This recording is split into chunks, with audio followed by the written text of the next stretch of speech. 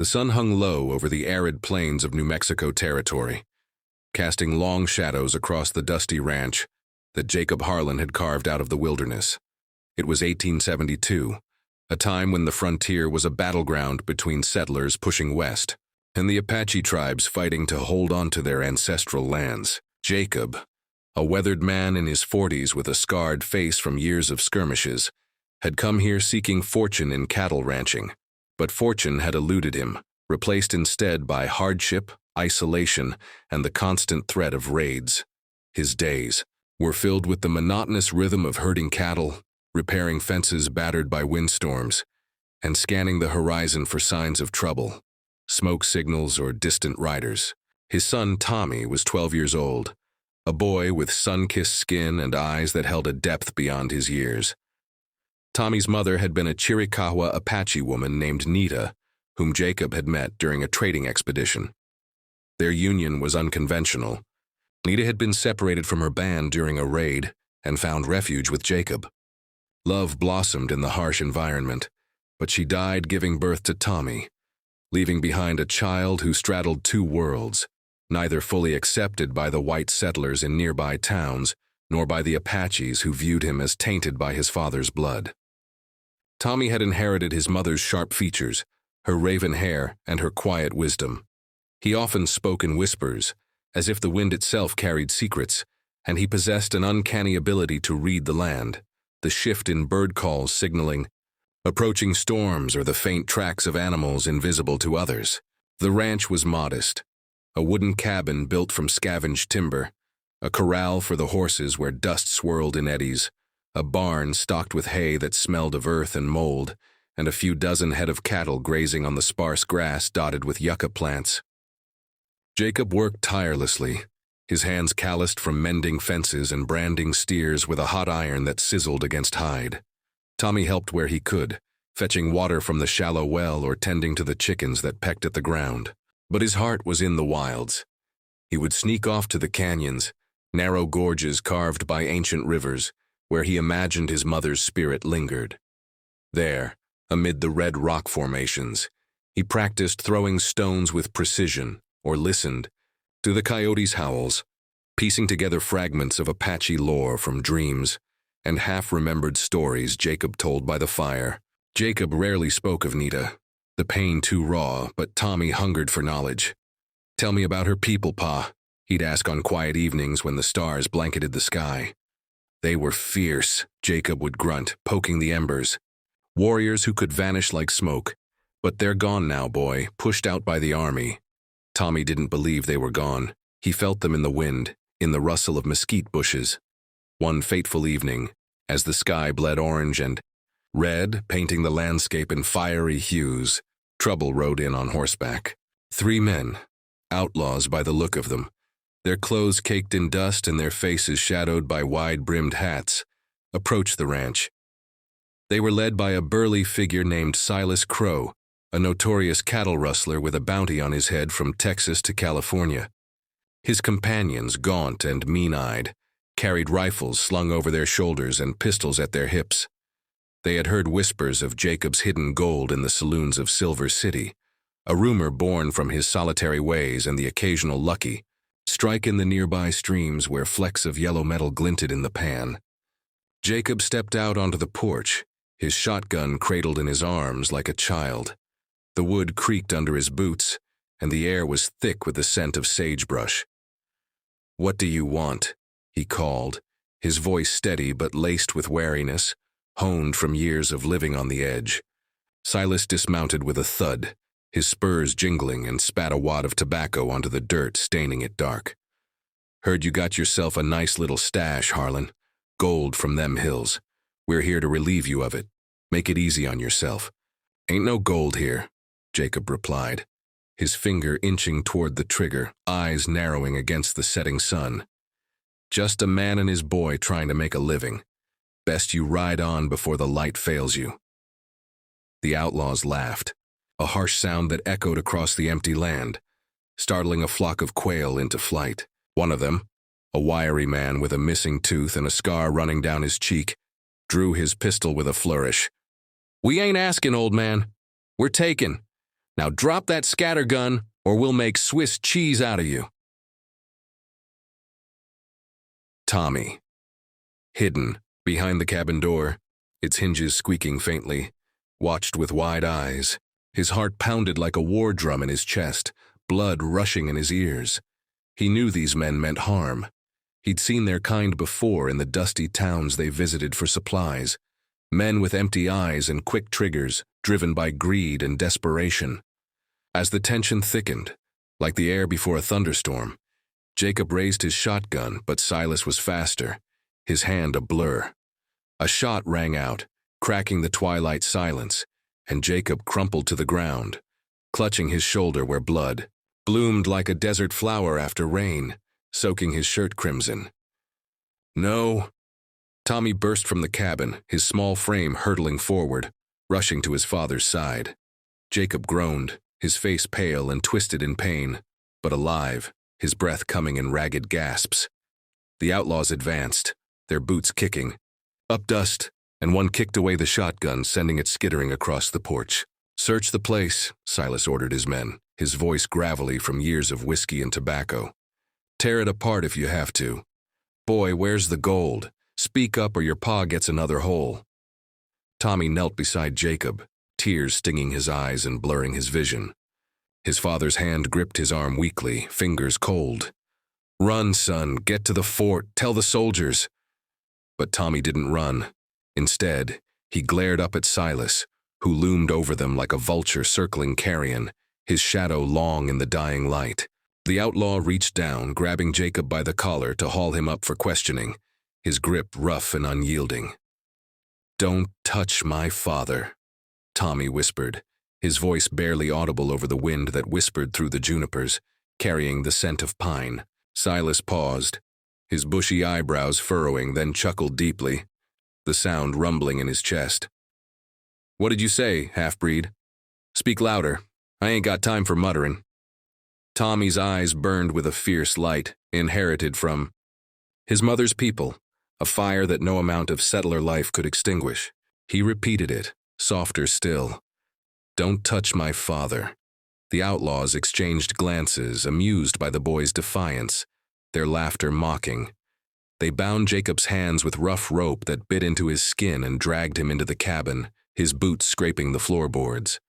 Inside, they ransacked drawers, overturning furniture with crashes that echoed, splintering wood and scattering papers, old letters from Nita's time, faded photographs, and useless trinkets.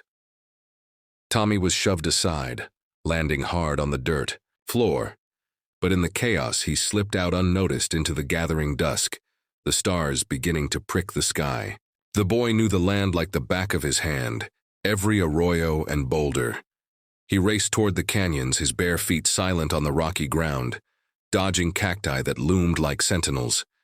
In his mind, he called upon the stories his mother had whispered to him in infancy. Tales of Apache warriors who rode the wind, spirits of the ancestors who guarded their kin, and the unbreakable bond of blood that transcended death. Nita had been from the band led by Chief Mangas Coloradas, a legendary figure whose name struck fear in settlers. Though her capture had severed those ties, Tommy had always felt a pull, a connection to the shadows in the mountains, as if invisible threads bound him to his heritage. He reached a sacred spot, a hidden spring where cool water bubbled from the earth, surrounded by petroglyphs etched by ancient hands, symbols of eagles, suns, and warriors. Kneeling on the damp soil, he cut his palm with a sharp stone, the iwar, pain sharp but fleeting, letting blood drip into the water, rippling the surface.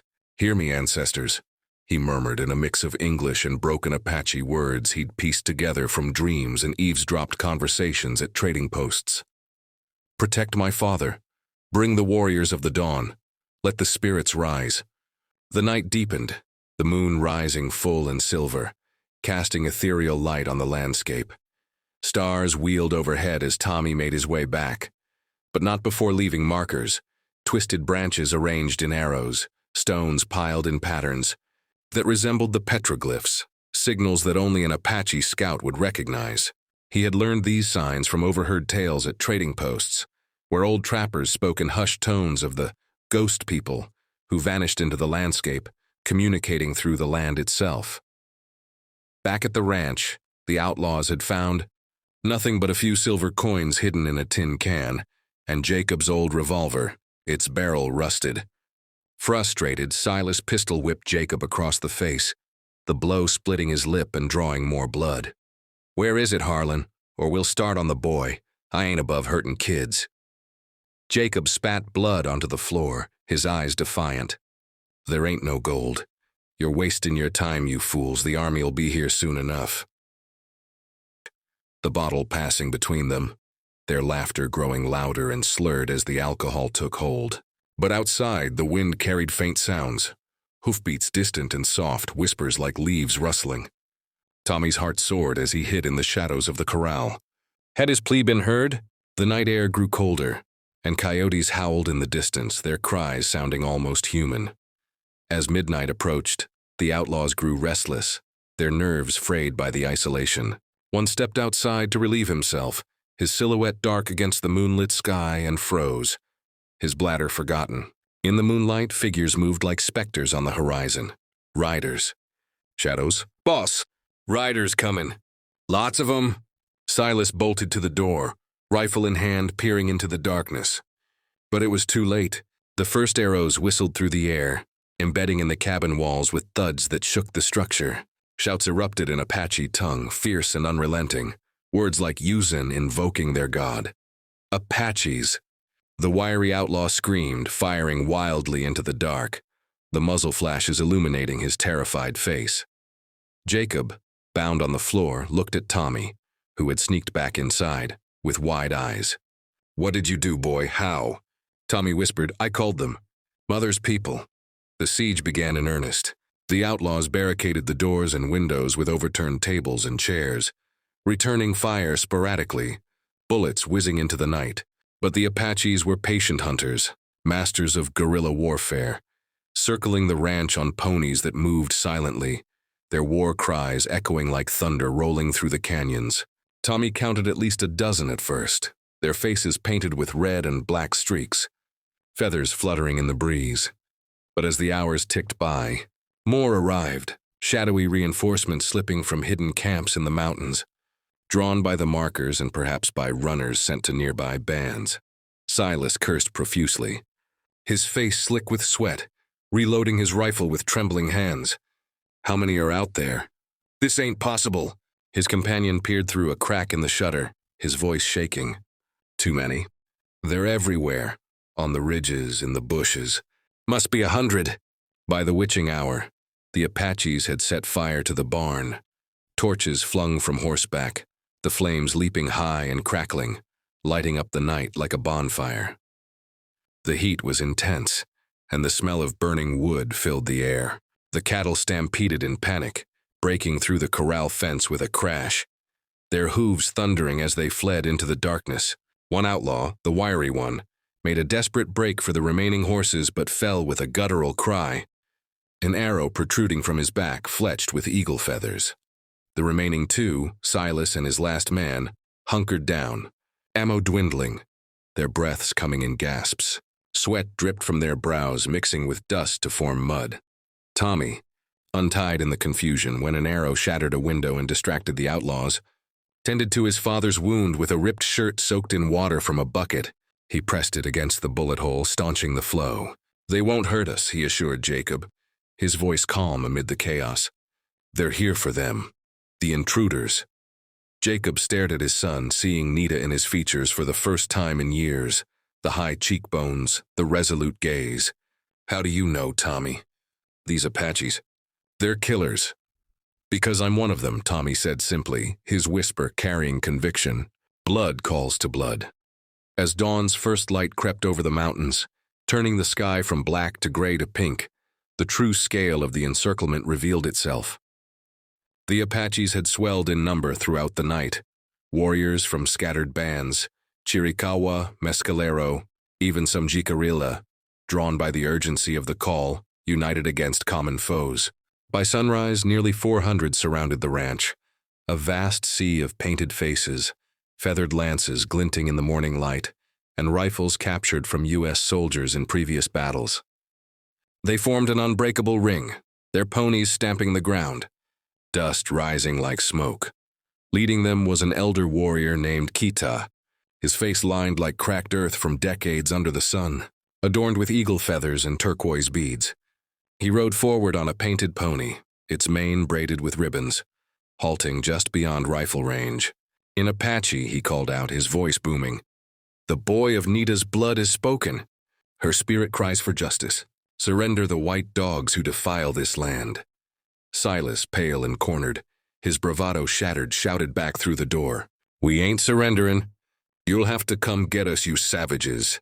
Kita raised his hand, a signal rippling through the ranks, and a volley of arrows rained down, shattering the remaining windows and embedding in the walls. The last outlaw companion screamed as one pierced his leg, blood pooling on the floor. Panic set in, the air thick with fear and gunpowder. "All right, we give up, don't shoot," Silas yelled, his voice cracking, tossing his gun out the door where it landed in the dirt. The Apaches advanced cautiously, warriors dismounting and entering the cabin with bows drawn and knives ready. They bound the outlaws with rawhide thongs, dragging them outside where the morning sun blinded them. Kita entered last, his presence commanding, eyes locking on Tommy. He placed a weathered hand on the boy's shoulder, murmuring words that felt like a blessing. Translated in Tommy's mind, "You have the spirit of your mother, little one. We honor her blood. You are Apache." Jacob, weakened but alive, propped against the wall, watched in awe. "Thank you," he managed, his voice hoarse, though the words felt inadequate in the face of such a force. The warriors spared the ranch, extinguishing the barn fire with buckets from the well and rounding up the scattered cattle as a gesture of goodwill.